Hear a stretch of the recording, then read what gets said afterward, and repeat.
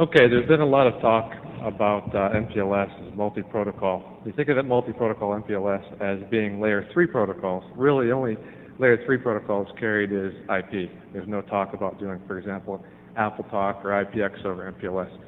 My name is Jeremy Braley. I'm with Laurel Networks. I'm going to talk about a new application that some service providers are interested in, and that's the carriage of layer 2 frames, technology like ATM, frame relay, and long-haul Ethernet over an MPLS network. This will be our agenda for this morning. We'll have a little short introduction about MPLS and what features are applicable to the carriage of layer 2 services over MPLS, and we'll talk about some of the service provider requirements and why they're interested in this technology. We'll walk through an example of provisioning a layer 2 service over MPLS, and we'll take a look at some of the signaling mechanisms that go on behind the scenes. And we'll close with a look at some of the layer 2 encapsulations, taking frame relay and ATM AL5 and Ethernet encapsulating into the MPLS packet for transport across an IP MPLS backbone. We'll also take a look at some future work to be done in this area.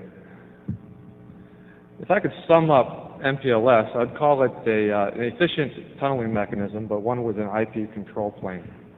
There are a few mechanisms that are especially interesting to us to carry layer 2 frames over MPLS. The first is a separation of the control and the forwarding planes in the network. This allows me to take any type of packet, whether it be IP, non-IP, put a label on front or a set of labels, and intermediate devices called label switch routers will forward this across an MPLS backbone without any awareness of the packet itself. I do not look into the content of that packet. Also, I have this nice label stacking ability. If you think of comparably an ATM service where I have a virtual channel identifiers, and I put these virtual channel identifiers into a virtual path. The same thing happens with MPLS, although this label stacking ability allows me to do this very efficiently into any depth. So that becomes very useful for scalability in the core of an IP MPLS network. The first real application of MPLS was IP traffic engineering. Although IP traffic engineering allows a carrier to increase its operational efficiency by hopefully balancing traffic on its long-haul capacity and decreasing the cost per bit transferred, it does not bring any new services or new revenues to the MPLS or IP MPLS network. Simply, if I can build a tunnel from end to end, I can insert layer 2 services, layer 2 connections into that tunnel, and the core manages a far fewer number of connections.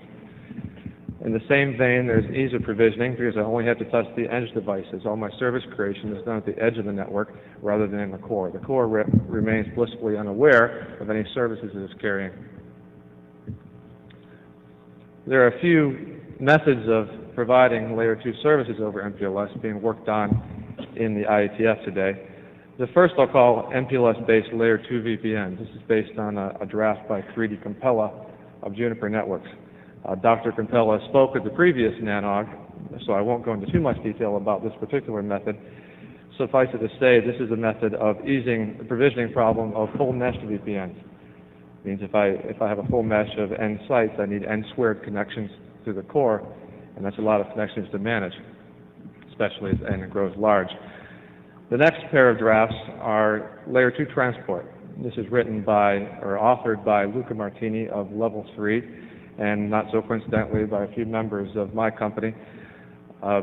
It defines two drafts. The first is transport in a signaling mechanism using LDP, Label Distribution Protocol, in downstream unsolicited mode. The second draft defines all the encapsulations necessary for carrying layer 2 frames inside MPLS. So both of these drafts, both these mechanisms use label stacking or hierarchical tunneling in the core. This diagram is meant to show that tunneling mechanism. Here you see on the left-hand side I have a PE device. He has a loopback address 1.1.1.1, and the right-hand side is PE2, loopback 2.2.2.2. The green bar represents a tunnel between these two provider edge devices. The core P devices only operate on that tunnel. If I want to create services over that tunnel, I have a second layer of labels I call the virtual connection, or the VC label, that I insert into those labels. And once I've done that, these dotted lines show the actual connections going through the core. but the core devices are unaware of those connections. If there's a failure or a reroute happening in the core, I do not have to reroute every single connection through that core. We'll talk a little bit about the Martini method once again. In the Martini method, all services, whether they be an Ethernet VLAN service, point-to-point VLANs, whether they be frame relay DLCIs or ATM VPI VCIs, they look like a virtual circuit to the MPLS network. I'll provision each service by associating a port and some type of virtual channel identifier to a VCID. For example, at the bottom of the screen here you see a frame relay service. I take an ingress port in DLCI and I associate it with a VCID. The egress port I'll associate to the same VCID. Therefore, they're implicitly mapped. This allows us a degree of separation, so I don't associate the ports directly to each other, and allows me some flexibility when dealing with moves, adds, and changes for the service. And once I've created that binding, the network is going to discover the tunnel label and the VC label to apply to the packet to get across the network. Okay, we'll walk through an example of provisioning, for example, a long-haul Ethernet service. This is a VLAN service, point-to-point, that I'll offer a customer. Look at PE1, I'm going to associate port 1A VLAN ID 100 to the remote device PE2, 1B 200. The first step is actually have a tunnel created between those sites. And you'll have to do that ahead of time. It could be using a tunneling mechanism, a signaling protocol like RSVP-TE or Sierra LDP or LDP itself. The next step is to create an indirect LDP session. We'll be using LDP to signal the VC labels we'll need to get connectivity across the core. Next step is to look at PE1 and provision the connection of binding between port 1A VLAN ID 100 and the remote peer designated by its router ID or its loopback address 2.2.2.2, and we're going to assign a unique VCID unique to this pair of edge devices. VCID of 50 we'll pick. And on the remote device, provision again a similar connection between port 1B VLAN ID 200 to the remote peer 1.1.1.1 and the same VCID of 50. Once we've done this, our provisioning process is done. It's up to LDP now to create the appropriate bindings in the edge devices. The first step is for LDP process on PE1 to advertise the binding. It picks a label from its available labels. It picks label 500 in this case and advertises a binding between VCID 50 and label 500. Similarly, PE2 will advertise a binding between label 501 and VCID 50. The final step is for PE1 to look into this routing table and discover the appropriate tunnel that it needs to get to remote device 2.2.2.2. It sees here that it can use 600 to go out to that remote device, so it puts on that pair of labels, 600 and the VC label being 501, takes the original Ethernet packet and ships it across this tunnel. Similarly, P device 2 will be choosing label 601 as its tunnel label and 500 as its VC label. And finally, the connection is established across the core. Let's take a look at LDP in review. We're using LDP just for that VC label signaling. We're going to define a new forwarding equivalent class element. Most of the time you see LDP effects as being an IP prefix. In this case, it's going to be a VCID. We'll advertise a binding between that VCID and a particular label of our choice. We'll also need a few extra components of this LDP message, and that's a local port identifier. Helps you ease manageability or troubleshooting of the service, and also a VC type, because we don't want to connect a frame relay to an Ethernet service, for example, by mistake. A little talk about tunnel creation and selection. It plays a large role in what type of service you're offering to your customer. I could create that outer tunnel in a variety of manners. One way would be to use CRLDP or RSVP-TE to create a traffic engineered tunnel, assign some bandwidth, some resources to that tunnel. I could also use LDP for simply provisioning very simply between those two endpoints without applying any bandwidth constraints or any traffic engineering. LDP is also used as a pseudo signaling mechanism to indicate the status of a layer 2 connection. In this example, we have a frame relay service linking DLCI 100 on PE1 to DLCI 200 on PE2. Everything's up and operational.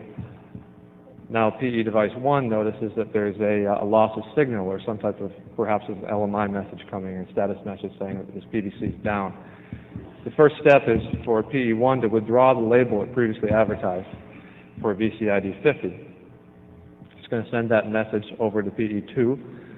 PE2 now has to destroy the binding it originally had for DLCI 200 to that VCID, and it's lost that label. So any frames it receives on DLCI 200 has to discard or drop on the floor. Another step is to use that as a signaling mechanism and send the appropriate status message out towards on DLCI 200. In this case, we're using LMI to denote an inactive PDC. If this is an ATM service, I may use an F5 OAM cell, send an AIS out towards the customer.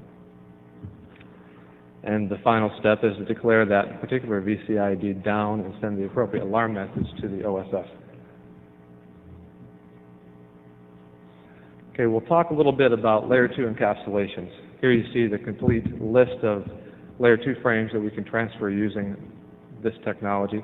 Frame relay, Ethernet, AL5. ATM has two modes, AL5 and ATM cell, as well as PPP, or what's known as Cisco HPLC.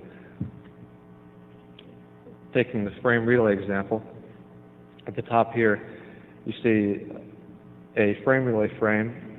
The white areas show the address. The DLCI field includes the DLCI plus some of the control bits, the second and beckon, and the FCS. Both of these fields are discarded prior to insertion into the tunnel. We're going to take that original frame relay PDU and we're going to insert something we call the control word. The control word is useful, it's shown at the bottom here. It contains a sequence number, a length field, and some flag bits. In this case, since we're not transferring the actual address field, we'll need to still carry those beckon, feckin, discard eligibility, and the command response bits from the frame relay header. We'll talk a little more about the control word later in the presentation. Here we show a particular Ethernet frame, Ethernet encapsulation. An Ethernet Type 2 frame. I could also use 802.1q if I want to provide some type of channelization on this port. I'll take the entire frame minus any preambles and also the FCS in this case and insert it into the MPLS packet. I will not use the control word in this case because I am sending the VLAN ID and the original MAC address information along with the packet. The VLAN ID itself may have been rewritten at egress. Give me some flexibility there. And I prepend my VC label and my tunnel label to the packet before sending it out. It should be noted that if these particular PE devices are adjacent and you're using something called penultimate hop popping, you will not need that tunnel label. You can simply use the VC label. Again, there are two types of ATM encapsulation used. The first, we're trying to emulate a frame service or an AL5 service over MPLS. In this case, I take the entire AL5 PDU.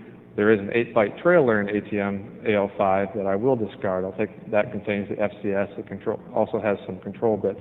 We are interested in one particular control bit, and that comes from the UU octet, and it's used for the carry frame relay's CR bit in the case of frame relay FRF8 service interworking. So we'll take that one along with the T bit is the type, distinguishes between our AL5 encapsulation and our ATM cell mode, which we'll talk about next. I do not include any information regarding the address or the VPI VCI for this connection. Again, the EFCI is interesting to transfer the CLP bits and that CR bit. The ATM cell mode is an interesting encapsulation. The idea is, as opposed to the AL5 mode, we won't be doing any segmentation and reassembly on ingress.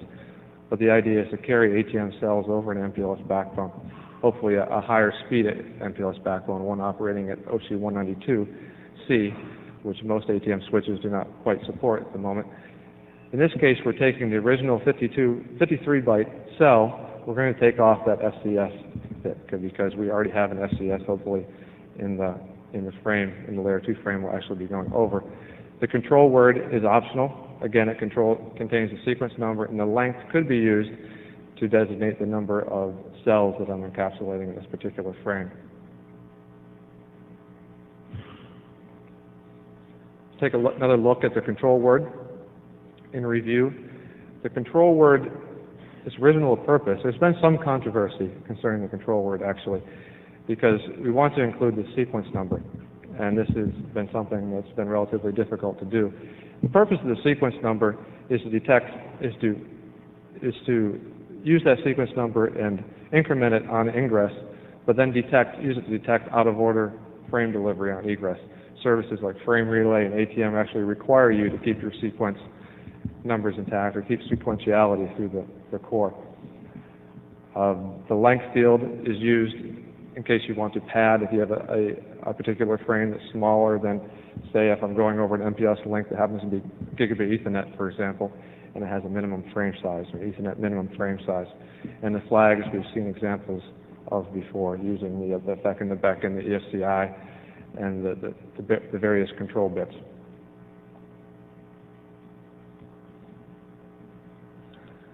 Finally, I'll talk a little bit about class of service considerations. I don't want to talk in detail about class of service, but there's been some interest in providing at least very coarse-grained prioritization in the backbone. If I'm offering an internet service, for example, I may choose to mark it a certain way, and if I'm offering a frame relay or a layer 2 service, I may want to give it a higher prioritization. I can do this using some of the distserv over MPLS drafts. In other words, I'm taking that EXP, the experimental 3 bits, I'm going to mark them in a certain way when I send these packets over the tunnel. The provider devices will respect those EXP mappings and will priority queue them appropriately. Most core routers support at least 4 queues on the interface and can do this type of prioritization. Similarly, if I'm going to even think about doing 802.1p and providing that service, I'll need all 8 values of those EXP bits to transfer across the core. And finally, some future work.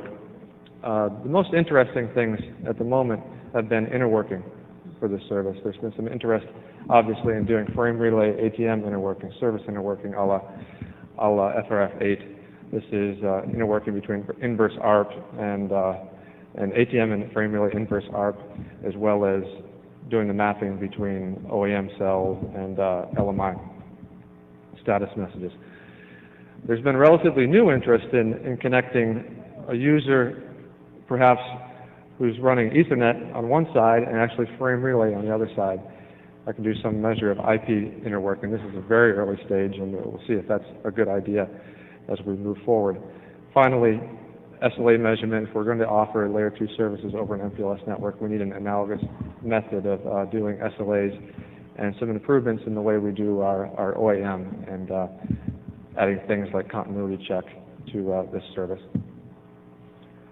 In summary, I want you to begin to think of MPLS as more of a service-enabling technology. It's not just for traffic engineering anymore.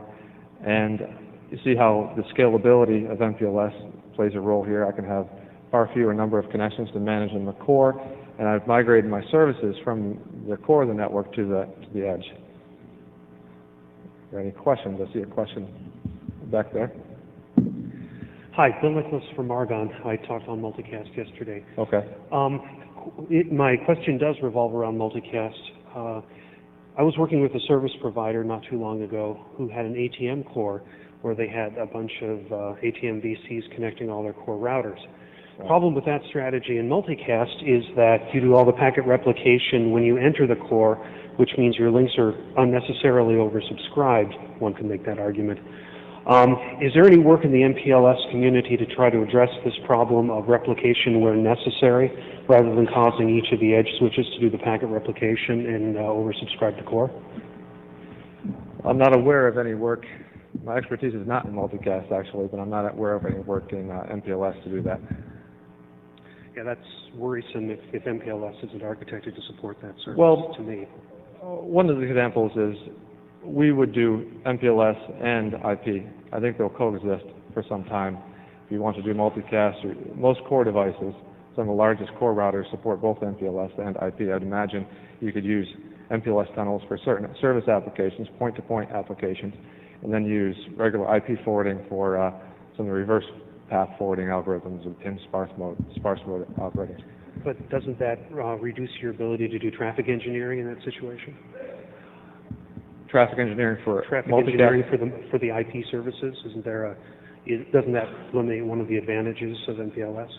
Well, you have some control. Well, don't want to talk too much about traffic engineering applications because there's other people that could do that. But you have some flexibility here. I can use, just by controlling things like administrative distance. Cisco has an administrative distance command. Juniper calls it preference. So another question here? Yeah. So how many routers in a relatively large network do you have to convert over to understanding MPLS in order to do these services at the edge compared to what Peter Lothberg was talking about yesterday? Okay. Well, what I've talked about here compared to what Peter Lothberg talked about yesterday, and if I understand his presentation, he was advocating using IP tunnels, or something he called UTI, which I wasn't familiar with. Certainly, this is an alternative to doing something like that.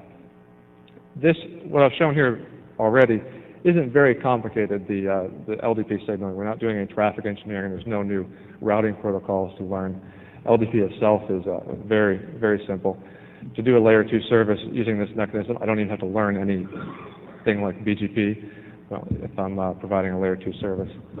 So hopefully it's easy to understand and provides a simple tunneling mechanism without all the complexity of doing traffic engineering. Did that answer your question there? Okay. Okay, thank you.